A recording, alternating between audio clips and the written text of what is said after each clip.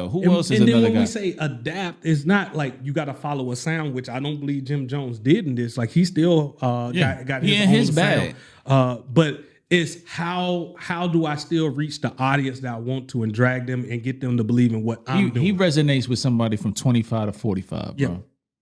And that's a huge gap of fans that actively still listen to hip hop, and to be able to reach them and be talking that talk, have some of these young cats on here. You know, he has Dave East on here. Yep. He's not super young, but he's relatively younger than him. Mhm. And then you have, guys he pieced it up with in the last 2 albums with Fab and who am I thinking? French Montana. Yeah. Like, so it's a lot of like little things that are going on to where you seeing his evolution. Then he's mixing in with the guys that are doing well now with Conway the Machine. So he's picking the pockets and he's still able to get these features from people that are relevant today.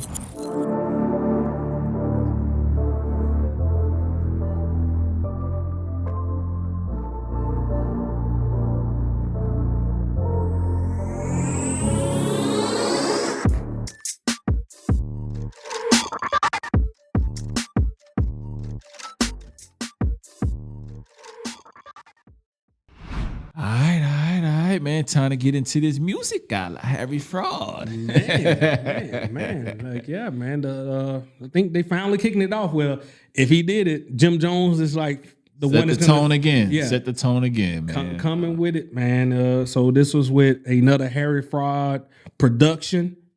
I think Harry Fraud just coming off one with Currency too. Prior to that, I know Currency ain't your guy, but man, Harry Fraud, it was nice. Harry Fraud can't miss right now. Anytime he does something, his production, his name behind it. Shout out to Harry Fraud, man. We love to have you on the show, man. To kind of pick your brain on the inner workings of things and how you create, man. Because I got some questions, man. Because like, as far as like this production wise, like with Harry Fraud, Mad Libs, and them. Perez, before we get into it, we are talking about Jim Jones's new project. Oh, okay. With Harry Fraud. So yeah, I always we get some just into the conversation. Yeah, sometimes. we get happy. So it's called The Fraud Department, Jim Jones and Harry Fraud. But we're giving Harry Fraud his flowers before we get into Jim Jones' evolution as an artist, because this is equally as much as both their albums. It's a joint album, producer, rapper. So carry on, man. Yeah, so like I was saying, like you got Harry Fraud, you got the Mad Libs, and like how they're curating the sound a little bit more. And it seems like I don't know the inner workings, and that's why we're saying we would like to interview to find out those inner workings.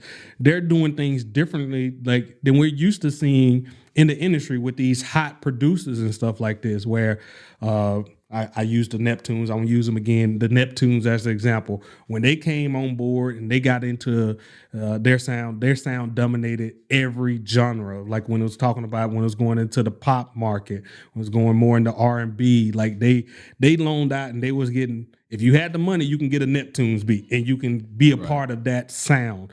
But it seems more like Harry Fraud and Mad Libs are Alchemist is another one. Yeah, Alchemist. You know, they are finding these artists that they feel like that's not getting enough shine and elevating. They're marrying up their sound with that artist and bringing them up to the forefront within the industry. And I love this wave that's happening right now, where it's either the artist that's the producer is self-producing an entire album, creating a sound that is second to none as far as out there, you know what I mean? Mm-hmm. Or the producer and the rapper just getting together and knocking out a quick EP or a project, whatever they're calling it nowadays, and it's making for better music because it's focused on one sound, one area. You may have highs and lows in those different same sounds, but it's super the corny word I'm gonna use, cohesive. Yeah. But it is what it is, man, with those type of albums. So I'm loving this trend. You know what I mean? Freddie Gibbs has done it. Probably might win a Grammy off of it. Yeah. Pusha T did it with Daytona a couple of years ago, and they're short and succinct albums, and I'm loving this new wave, man. Yeah, and it's like I said, it's different. They're not loaning their sound up to like every artist with the highest paycheck. It seemed like just people that can do it well. Yeah, they're looking for that artist that has the talent, and like I said, bringing them up to that level and putting them where they probably hold them in their regards of lyricists and everything, and making it known why to the rest of the world. Speaking of lyricists, though, man, Yeah. could you have ever seen this from Jim Jones from the balling days? Like I seen that he had the presence on the mic. Yeah. Like he always had presence anytime he came, from way back when I first heard him rap. And I think it was on maybe SDD or maybe SDE, Sports, Drugs, Entertainment with Cameron, or it was maybe Cameron's first album. I can't remember when I first caught on the Jim, but he always had presence. But as he's just one of them guys that kept at it, kept getting better and better. And then when he's piqued my interest a long time ago, but the one album I could champion and tell everybody, and I was screaming to the high heavens about it, that nobody could front on when they actually sat down to listen to it. Yeah.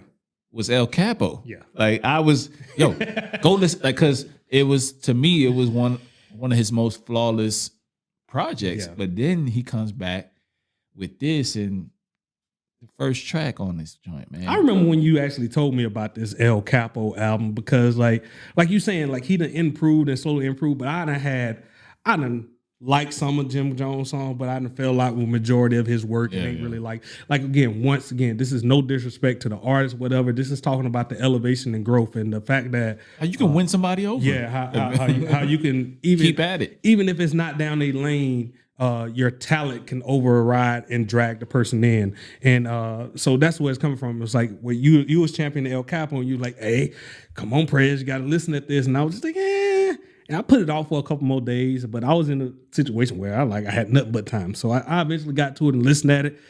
And begrudgingly, I had to come back and say, like, Cash, you was right. This album damn good. Not on the artist. I'm saying I hated admitting to this guy that he was right. But yeah, and I was excited for Jim Jones. That, I mean, as he gets on up there in age, like most people, they get into their sound and they lean even more into that sound. They just own it. They're like, well, I'm only gonna have this much more fans, right? And I'm gonna stick to my base. But it seems like he took young. a grown man route and humbled himself and continued to improve. Took in all the criticism, no matter where it was coming from, and just not complain, not say this and this and that. I'm better than this. Not getting on every radio station calling other people out who was doing this, but got where. Hone his work. And it's centered on the music. Yeah. Whereas it's centered on the music. Jim got Hone his all these craft, other things going on that he can be hugely successful with. Yeah. Right. But the thing that got you here, and what often with artists that have this type of tenure in the game, what they forget is, you got to continue to find ways to fall in love with the music. You do it so often. Mm-hmm. Me and you, 20 years in our military game, like you fall in and out of love with it. You know what I mean? But you got to find ways to, every time you go to a new location, every time every time things switch for you, you have to find a way to get up. You got to and get after it and adapt to the times. And Jim Jones does it well. Fab is another guy that does it well. Pusha T is in his 40s. He does it well. Who else is another guy? And then when we say adapt, it's not like you got to follow a sound, which I don't believe Jim Jones did in this. Like he still got his own bag. But it's how do I still reach the audience that I want to and drag them and get them to believe in what I'm doing? He resonates with somebody from 25 to 45, bro. And that's a huge gap of fans that actively still listen to hip hop, and to be able to reach them and be talking that talk, have some of these young cats on here. He has Dave East on here. Yep. He's not super young, but he's relatively younger than him. Mm-hmm. And then you have guys he pieced it up with in the last two albums with Fab and who am I thinking?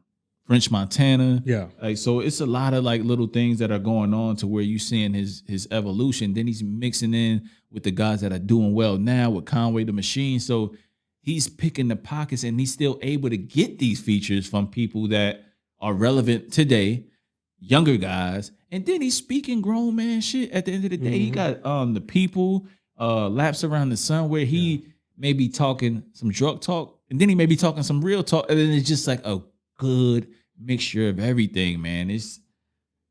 Jim did his thing on this one, bro. Yeah, if y'all can't tell, we liked it, and I'm pretty sure you will like it once again. And it's gonna be, if you're one of those people that didn't listen to El Capo, I tell you, like, please go back and listen at that one, and then definitely jump into this one. Is if you telling them to go listen to it off the rip, just give them 2 songs a piece. What do you like the most off of the this one? Laps Around the Sun, and I don't have the list in front of me. It's man. cool. I didn't write it down. It is. Say a Prayer I liked as well. Okay. One with Currency. Go figure. But I'm not a Currency fan. I tell For you. me, man, it was it's 3 cuts. They definitely had the 2 samples that Jay has used on the song 3 Cuts in Your Eyebrows, Trying to Wild Out. But then they had the other sample, and off the top of my head, I forget what song it was of Jay's, but I like how they did the voice sample of something totally different from the actual sample of the music. And that was fire with Mano. They killed that. And then believe it or not, man, I've been off of Davies for a little bit because of various reasons. But funny. Aunt Viola. It's funny that we flip flop like that. Like I said, like I like he's saying, like Currency, like when he does his solo project, I'm just like, yeah, it's okay. But I love his features and like what he brings to elements to these songs. And the same thing, like now I champion Dave East and I like do the big in-depth interviews off that and like I just fell off with some of the stuff he does, but he came with it. Trav with the great hook, and of course Laps Around the Sun. So that's a no-brainer. But y'all go check out The Fraud Department by Jim Jones and Harry Fraud. And then when you do that, double back into Harry Fraud's catalog with some of the artists he's been working with the last couple of years, and you're gonna fall in love with his production. So Jim Jones, you got another one, man. Keep it up, man. Keep elevating, keep excelling, bro. We be happy for you, man, and we love the music. Yeah. For more episodes, catch us on Apple Podcasts, Castbox, Spotify, SoundCloud, and wherever else you listen to your favorite podcasts.